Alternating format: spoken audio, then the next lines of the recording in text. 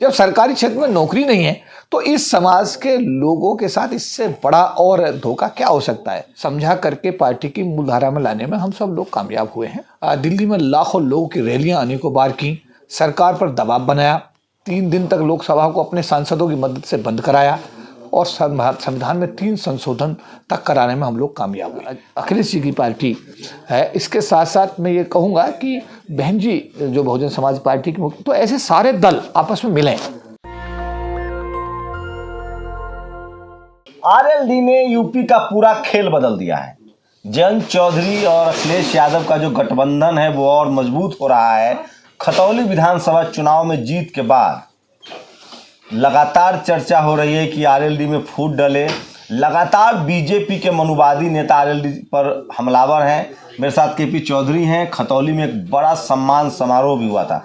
कैसा प्रोग्राम था सर? बहुत ही ऐतिहासिक प्रोग्राम था। ये जो मंडी समिति का जो कैंपस है खतौली में और खचाखच भरा हुआ था। हालांकि प्रशासन ने पहले दिन परमिशन दी सीओ ने, और उसके बाद उसको निरस्त किया। उसके बाद में फिर दोबारा कर से प्रशासन को मजबूर होकर के उसके लिए इजाज़त देनी पड़ी और लोगों का जोश देखते ही बनता था। पूरा मैदान खचाखच लोगों से भरा हुआ था और अपने आप में एक बहुत ही सफल आयोजन उसे कहा जा सकता है। क्या लग रहा है, शेड्यूल कास्ट के लोगों ने एकजुट होकर वोट किया है इस बार आरएलडी को खतौली में? निश्चित रूप से आप जब से आरएलडी में ज्वाइन किए हैं, बहुजन समाज एकजुट हो रहा है, भरोसा बढ़ा है। आप खुद पश्चिमी उत्तर प्रदेश से आते हैं, बुलंदशहर से आते हैं, और क्या स्ट्रेटजी रहेगी आप लोग की? देखिए, स्ट्रेटजी तो यही है। अब तो समस्या देखिए जितने दिन पे दिन जो बढ़ती जा रही है, उस समस्या का समाधान यही है कि मैं खतौली के बारे में बताना चाहूँगा। खतौली में हमारे राष्ट्रीय अध्यक्ष चौधरी जयंत सिंह जी ने जिस तरीके से दिनों रात मेहनत की, वो एक एक गली में, एक एक गाँव में गए, है ना। हम लोगों ने भी, हमारे जो SC/ST प्रकोष्ठ के राष्ट्रीय अध्यक्ष हैं श्री OP सागर जी, वो भी IPS से सेवानिवृत्त हैं, यूपी कैडर के ही IPS हैं। और हमारे जो राष्ट्रीय प्रवक्ता हैं चौधरी मोहम्मद इस्लाम, इसके अलावा बहन मायावती जी के जो सगे भांजे हैं और हमारी पार्टी के राष्ट्रीय सचिव हैं प्रबोध कुमार जी, इन सभी लोगों ने, हमारे जो प्रदेश के अध्यक्ष हैं डॉक्टर सुशील, जो SC/ST प्रकोष्ठ का काम देख रहे हैं, सब लोगों ने संयुक्त रूप से बहुत प्रयास किए, दिन रात प्रयास किए, गांव-गांव गए, गांव-गांव में अपने समाज के लोगों को समझाया और उनको समझा करके पार्टी की मूलधारा में लाने में हम सब लोग कामयाब हुए हैं। और उसी का नतीजा है कि हमारी पार्टी के जो प्रत्याशी मदन भैया जी खतौली से चुनाव लड़े, वो 22,000 से भी ज़्यादा मतों से जीतने में सफल रहे। क्या आप लोगों को भी धमकियां मिलती है? आप लोग अपोजिशन के लीडर हैं, विपक्ष के नेता हैं, सरकार से सवाल पूछते हैं, इस पर आप लोग को भी धमकियां मिलती है? गाली गलौज होता है? देखिए, ऐसा है कि हम आपको बताएं कि हमारा जो पूरा, अगर हमारे पूरे करियर पर एक नज़र डालें आप, तो हम लोग सरकार की नौकरी में जब तक नहीं आए थे, तब तक जब हम लोग शिक्षा ग्रहण कर रहे थे, तो हम बुलंदशहर से, हमने जो हमारा जिला मुख्यालय था वहाँ में शिक्षा मिली। उसके बाद मेरठ में आने के बाद हमको वहाँ से हमने पोस्ट ग्रेजुएशन किया। उसके बाद सरकार की नौकरी में आए। सरकार की नौकरी में आने के बाद में जो एक सरकारी सिस्टम था, उसके अंदर जो जातिगत प्रताड़ना थी, उसको हमने खुद महसूस किया। एक SC/ST कर्मचारियों को हम लोगों ने इकट्ठा करके एक बड़ा संगठन बनाया। राष्ट्रीय स्तर का संगठन बना करके उन सभी समस्याओं को हमने टेकअप किया। इसके बाद में फिर जितने सरकारी अधिकारी कर्मचारी संगठन थे, उन सबको संपर्क किया, उन सबको मिला करके एक राष्ट्रीय स्तर पर अखिल भारतीय महासंघ बनाया। उस महासंघ की मदद से देश की राजधानी दिल्ली में लाखों लोगों की रैलियां अनेकों बार की, सरकार पर दबाव बनाया, 3 दिन तक लोकसभा को अपने सांसदों की मदद से बंद कराया और संविधान में 3 संशोधन तक कराने में हम लोग कामयाब हुए।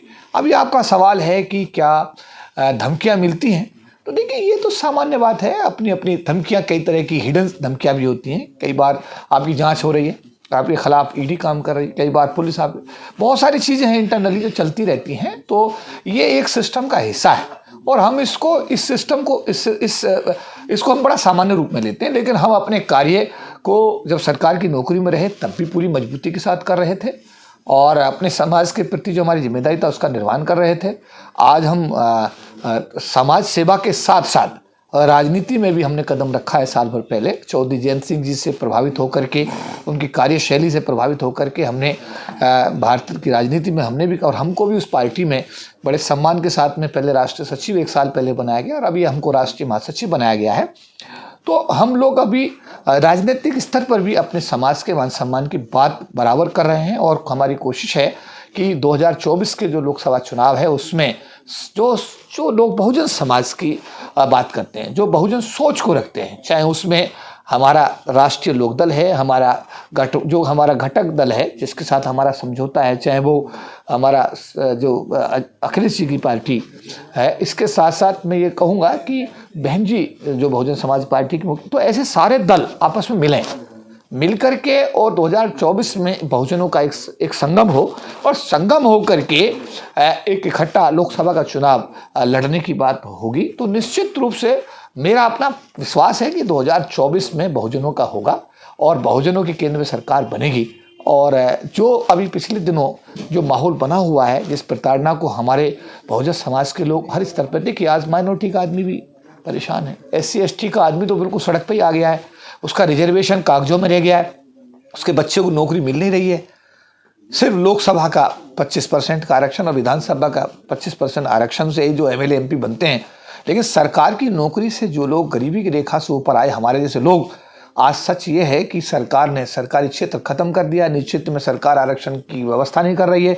उस स्थिति में जो अनुसूचित जाति समाज, जनजाति समाज, OBC समाज और मैं तो कहूँगा EWS का जिसके लिए 10% का रिजर्वेशन किया, वो सारा समाज जब सरकारी क्षेत्र में नौकरी नहीं है तो इस समाज के लोगों के साथ इससे बड़ा और धोखा क्या हो सकता है। तो मेरा कहना है आपके टीवी चैनल के माध्यम से कि देखिए, अगर आप भारत के बहुजनों को राष्ट्र की मूलधारा में लाना चाहते हैं, देश के SC को, ST को, OBC को, सभी लोगों को, माइनॉरिटीज़ के लोगों को, तो आपको इनके विकास के लिए निश्चित रूप से कोई ठोस कार्यक्रम तैयार करना चाहिए। लोग कह रहे हैं कि कोलिजियम सिस्टम जब तक नहीं हटेगा तब तक बहुजनों को न्याय नहीं मिलेगा। निश्चित रूप से बिल्कुल इसमें सही कह रहे हैं जो भी कहा जा रहा है।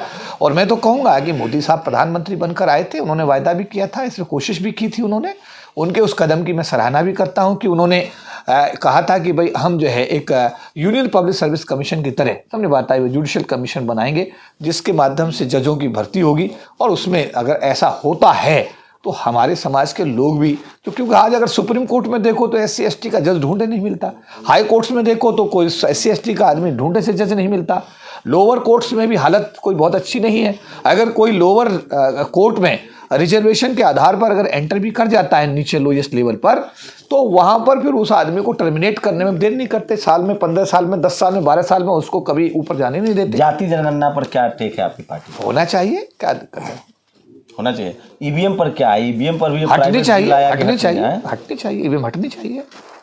EVM देखिए, जिस सिस्टम से देश का विश्वास उठ जाए, मैं बड़ी जिम्मेदारी के साथ बोलना चाहता हूँ, जिस किसी भी सिस्टम से देश का विश्वास उठ जाए, अगर शक है कि EVM से गड़बड़ी हो रही है तो EVM को हटाने में सरकार को हिचक नहीं होनी चाहिए। आपकी पार्टी पर आरोप है कि आप लोग मुसलमानों के साथ नहीं खड़े होते हैं जब उन पर अत्याचार होता है।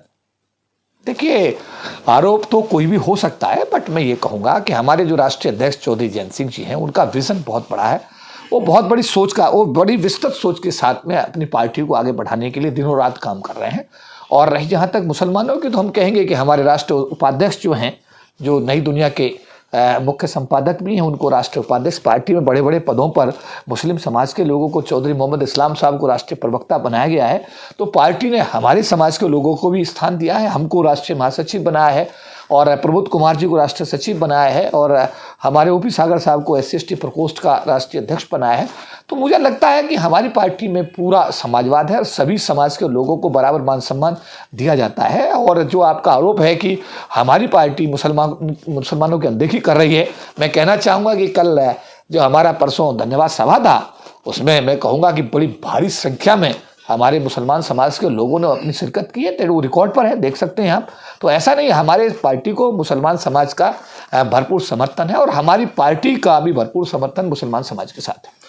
तो खतौली जीत के बाद RLD के नेता उत्साह में है और उसी को लेकर खतौली में एक बड़ी सभा की गई थी जिसमें जयंत चौधरी ने प्रधानमंत्री पर तीखे हमले किए। उन्होंने कहा कि प्रधानमंत्री जी, आप कपड़े से पहचानते थे, लोगों को रोजगार कब मिलेगा। पूरा जो पश्चिमी उत्तर प्रदेश का जो इलाका है, इसमें जाट गुर्जरों की संख्या है, Jat Gurjar SC schedule caste की संख्या है, जो सरकारी सेना में जो जाते थे लोग, मेरठ का वो इलाका, मुजफ्फरनगर का इलाका, शामली का वो इलाका जहाँ की जवान सेना में जाते थे, तो अग्निवीर का मुद्दा भी वो लगातार उठा रहे हैं। पूरी बातचीत पर आपकी क्या प्रतिक्रिया, अपनी प्रतिक्रिया जरूर दीजिए, ताकि हमें समझ आए कि हमारे सवालों से आप सहमत हैं या असहमत हैं। कैमरा पर्सन निधि रतन के साथ शंभू कुमार सिंह, नेशनल दस्तक, दिल्ली। नेशनल दस्तक की आपसे गुजारिश है कि अगर इसको बचाना चाहते हैं तो नेशनल दस्तक को सब्सक्राइब करने के लिए रेड कलर के सब्सक्राइब बटन को दबाएं, फिर बेल आइकन की घंटी दबाएं। नेशनल दस्तक को बचाने के लिए बहुत जरूरी है कि हर खबर को शेयर करें, लाइक करें, कमेंट जरूर करें।